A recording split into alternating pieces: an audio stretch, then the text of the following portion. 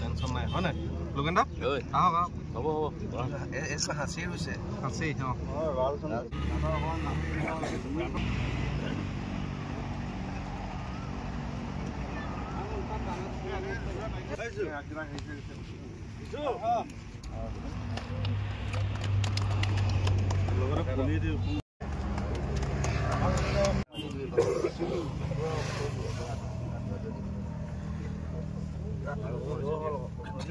ঠিক আছে বেশি দাও নেই পালা টাইট দিও না ঠিক আছে এবার সাইড করবা এবার সাইড দাও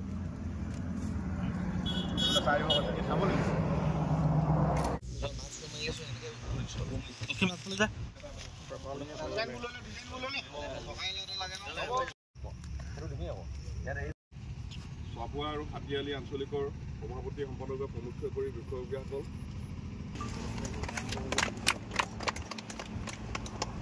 Halo. Coba ha.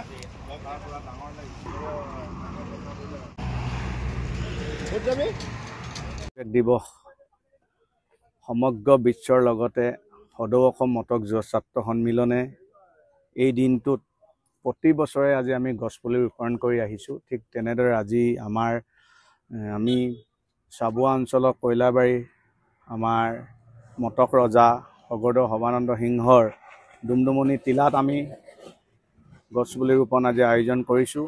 আজি আমাৰ কেন্দ্ৰীয় সদৌ অসম মটক যুৱ ছাত্ৰ সন্মিলনৰ কেন্দ্ৰীয় সমিতি আমাৰ সভাপতি ডাঙৰীয়া আৰু ডিব্ৰুগড় জিলা সমিতি সমূহ বিষয়ববীয়া আৰু কেন্দ্ৰীয় সমিতিৰ সমূহ বিষয়ববীয়া আৰু চাবুৱা হাতিয়ালি আমাৰ কেইখন আঞ্চলিক আমি একত্ৰিত হৈ আমি এই গছপুলি ৰোপণটো আমি আজি এটা পবিত্ৰ দিনত পবিত্ৰ স্থানত আমি ৰোপণ কৰিছোঁ।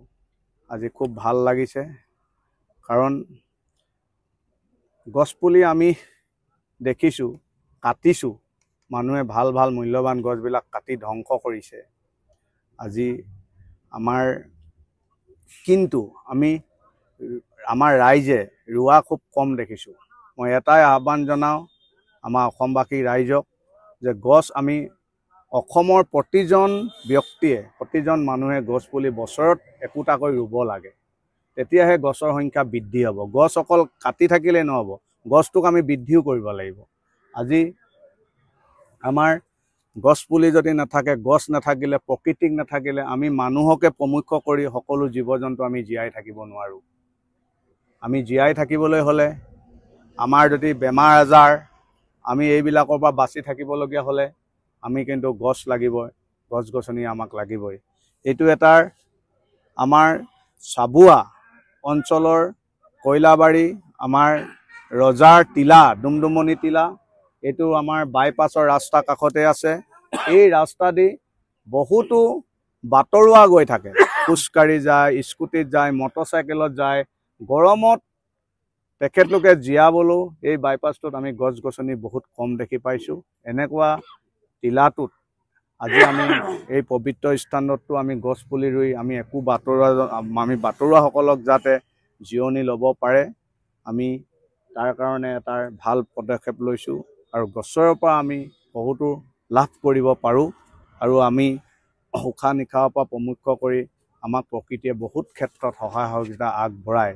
মই এটাই কথা ক'ব বিচাৰোঁ, আমি গছ পুলিটো লগাই গৈছোঁ, আমি সদৌ ডিব্ৰুগড় অঞ্চলৰ যি মটক যুৱ ছাত্ৰ সন্মিলনৰ নেতৃত্বই বা বিষয়ববীয়া বা এই অঞ্চলৰ ৰাইজে কিন্তু গছপুলিটো লগাই গ'লেই নহ'ব, আমি তাক আপতাল কৰিব লাগিব, আমি তাক শুশ্ৰূষা কৰিব লাগিব। যেনেকৈ কেঁচুৱা ল'ৰা এটা জন্ম হোৱাৰ পিছত মাক দেউতাকে ঘৰৰ মানুহে যিদৰে আপতাল কৰে আমিও ঠিক তেনেকৈ এই গছপুলিটো আপতাল কৰিব লাগিব। সময়ত আমি গোবৰ দিব লাগিব, পানী দিব লাগিব।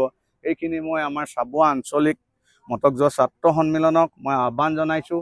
এই গছপুলিকেইটা যেন আপোনালোকে খুব ভালদৰে এটাৰ সুন্দৰ হিচাপে লালন পালন কৰি যায় আৰু এই অঞ্চলৰ ৰাইজে লালন পালন কৰি যায় গছপুলিকেইটাক যাতে মাহত হওক দুমাহত হওক অলপ মাটি চাটি চপাই সাৰ গোবৰ দিব লাগে মই ইয়াকে আহ্বান কৰিছোঁ।